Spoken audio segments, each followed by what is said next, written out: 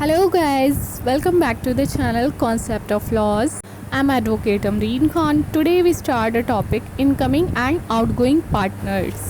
और इसके साथ ही इसके हम राइट्स एंड लाइबिलिटीज़ को भी डिस्कस करेंगे। वीडियो को एंड तक देखिए। तो वीडियो स्टार्ट करने से पहले हमें ये देखना होगा कि इनकमिंग पार्टनर्स कौन होते हैं और आउटगोइंग पार्टनर्स क्या होते हैं। जब कोई न्यू पार्टनर एंटर करता है किसी फर्म में, जो फर्म ऑलरेडी कॉन्स्टिट्यूट की जा चुकी है, ये कह रहा है न्यू पार्टनर की बात कर रहा है कि न्यू पार्टनर जो एंटर करता है किसी फर्म में, न्यू फर्म की बात नहीं की गई है यहाँ पर। Where a person becomes the member of a firm already constituted, उसी को कहा गया है इनकमिंग पार्टनर। फर्म में न्यू पार्टनर को, न्यू पर्सन को एडमिट किया जाता है बाकी जो सभी पार्टनर्स हैं उन सभी की कंसेंट से। पार्टनर्स के बीच जो रिलेशन होता है वो ट्रस्ट एंड कॉन्फिडेंस का होता है। वही पार्टनर एडमिट किया जाता है जिस पर कि सभी पार्टनर्स को कॉन्फिडेंस हो। पार्टनर्स में से वन या फिर उससे ज़्यादा जो पार्टनर्स होते हैं वो नॉमिनेट करते हैं एक न्यू पार्टनर को फर्म में। जो पर्सन नॉमिनेट किया गया है, अगर उसको अदर पार्टनर्स एक्सेप्ट नहीं करते हैं तो कोर्ट उसको फोर्स नहीं कर सकती है पार्टनरशिप में एंटर करने के लिए, क्योंकि फाउंडेशन ऑफ पार्टनरशिप एक म्यूचुअल कॉन्फिडेंस है which court can not supply where it does not exist. ये पॉलोक और मुल्ला का ओपिनियन था। According to section 31 subsection 1, partners के बीच में जो कॉन्ट्रैक्ट होता है और जो प्रोविजंस सेक्शन 30 में दिए गए हैं, सब्जेक्ट टू दिस कोई भी जो पर्सन है वो अपने आप को एज अ पार्टनर इंट्रोड्यूस नहीं कर सकता है फर्म में बिना अदर जो पार्टनर्स हैं उनकी कंसेंट के बिना, कि अगर उनकी कंसेंट एग्जिस्ट करती है जो अदर पार्टनर्स हैं तभी वो अपने आप को एज अ पार्टनर इंट्रोड्यूस कर सकता है। Subsection 2 of this section, subject to the provisions of section 30, एक जैसे पर्सन है वो अपने आप को इंट्रोड्यूस करता है एज अ पार्टनर फर्म में, फर्म के किसी भी एक्ट के लिए वो लायबल नहीं होगा, तब तक नहीं होगा जब तक कि वो एक पार्टनर नहीं हो जाता। Now we discuss liability of incoming partner. जैसे कि अभी हमने डिस्कस किया सेक्शन 31 सबसेक्शन 2 क्या कहता है कि अगर कोई पर्सन अपने आप को एज अ पार्टनर इंट्रोड्यूस करता है फर्म में और फर्म के किसी भी एक्ट के लिए वो लायबल नहीं माना जाएगा जब तक कि वो एक पार्टनर नहीं बन जाता। तो न्यू पार्टनर की लायबिलिटी कब बनती है? From the date of admission, उसके एडमिशन के डेट के टाइम से, कि जिस दिन वो एडमिट किया जाता है एज अ पार्टनर, उस डेट से, उस टाइम से, जैसे कि अदर पार्टनर्स हैं उसी टाइप से इसकी भी लायबिलिटी न्यू पार्टनर की भी अराइज हो जाती है। He is not liable for the pre existing डेप्ट। प्री एग्जिस्टिंग डेप्ट के लिए वो लायबल नहीं माना जाएगा। इसमें एक केस था British home insurance corporation versus Patterson 1902। Plaintiff जो होता है वो कॉरपोरेशन होता है जो अपॉइंट करता है बी को सॉलिसिटर, देयर सॉलिसिटर, कि मॉर्गेज ट्रांजैक्शन में बी उनके लिए एक्ट करेगा।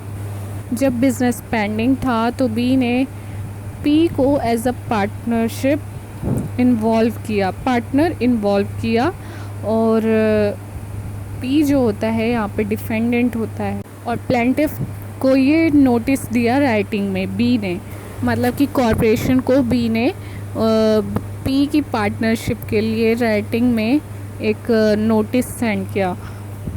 जो प्लेंटिफ था, कॉरपोरेशन था, उसने कोई अटेंशन नहीं दिया इस नोटिस पर and continued to correspond with B in his own name. Finally B को जो मनी उसने एडवांस सेंड किया, मॉर्गेज पर एडवांस उन्होंने बाय चेक सेंड किया जो कि पेबल था उसके ऑर्डर पर, and accepted his receipt in his own name. तो जैसा कि देखा जा रहा है यहाँ पे कॉरपोरेशन का जो पी पर्सन है, जो डिफेंडेंट है, उससे कोई ताल्लुक़ नहीं है। बी को उन्होंने पे किया तो बी क्या करता है यहाँ पे कि वो अपने अकाउंट में उस मनी को पे कर लेता है और मिसअप्रोप्रिएट करता है। तो इसके लिए जो प्लेंटिफ है, कॉरपोरेशन है, वो न्यू पार्टनर को स्यू करता है। तो इस केस में ये बात हेल्ड की गई थी कि जो प्लेंटिफ है वो अपने ही कंडक्ट के वजह से उन्होंने न्यू पार्टनर की लायबिलिटी एक्सेप्ट करने से डिक्लाइन कर दिया, क्योंकि उन्होंने कोई अटेंशन नहीं दिया था उस नोटिस को, और उन्होंने जो भी ट्रांजैक्शन किया वो बी के साथ किया। तो जो पर्सन पी था वो पार्टनरशिप में इन्वॉल्व ही नहीं हुआ, एडमिट ही नहीं किया जाएगा, क्योंकि उसको उन्होंने नोटिस को कोई अटेंशन नहीं दी उन्होंने। तो यहाँ पर न्यू पार्टनर की कोई लायबिलिटी नहीं बनती है। They had elected to deal with the old partner alone and could not afterwards hold the new partner liable. Now we discuss outgoing partner. Outgoing partner का मतलब होता है कि जो पार्टनर्स फर्म से रिटायर हो गए हैं और जो बिजनेस है वो कंटिन्यू रहता है रिमेनिंग पार्टनर से। Now we discuss modes of retirement of a partner. A partner may retire from the firm in any of the following ways. First is by consent. Section 31 के according partner किसी भी time retire हो सकता है सभी partners की consent के साथ। Second is by agreement according to section 32, जहाँ पर कोई एग्रीमेंट होता है पार्टनर्स के बीच में रिटायरमेंट को लेकर, तो पार्टनर रिटायर हो सकता है एग्रीमेंट की जो टर्म्स हैं उसके according. Third is by notice.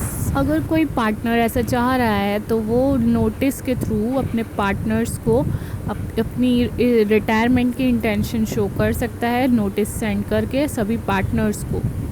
और ये जो नोटिस होगा ये राइटिंग में होना चाहिए और इस पर पार्टनर का साइन होगा। सभी पार्टनर्स को ये सर्व किया जाएगा।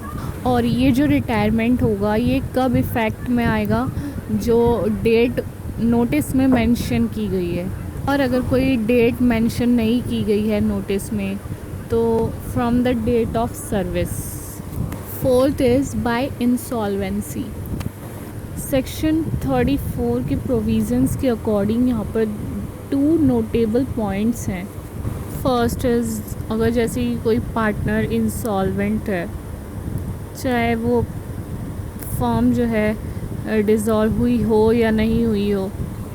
सेकंड इज़ अगर जैसे कि पार्टनर जो है जब उसकी इंसॉल्वेंसी की डेट आ जाती है, जब वो जिस डेट से वो इंसॉल्वेंट होता है तब से उसके बाद से वो किसी भी एक्ट के लिए लायबल नहीं होता है।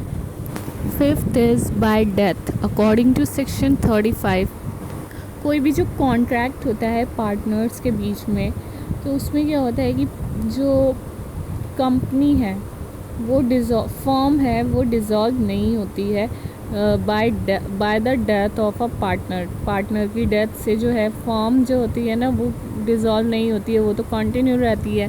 बट जो डिकीज़ पार्टनर है जो जिसकी डेथ हो चुकी है, किसी अगर पार्टनर की डेथ हो गई है तो आफ्टर डेथ उसका कोई लायबिलिटी नहीं बनती है। Sixth is expulsion according to section 33।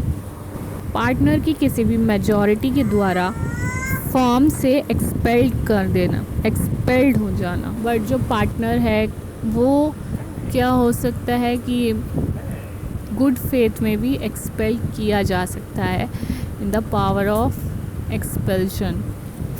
तो गाइस ये था part first of incoming and outgoing partners. Part second में हम डिस्कस करेंगे rights and liabilities of outgoing partner. So guys मिलते हैं नेक्स्ट वीडियो में, तब तक के लिए बाय बाय, टेक केयर।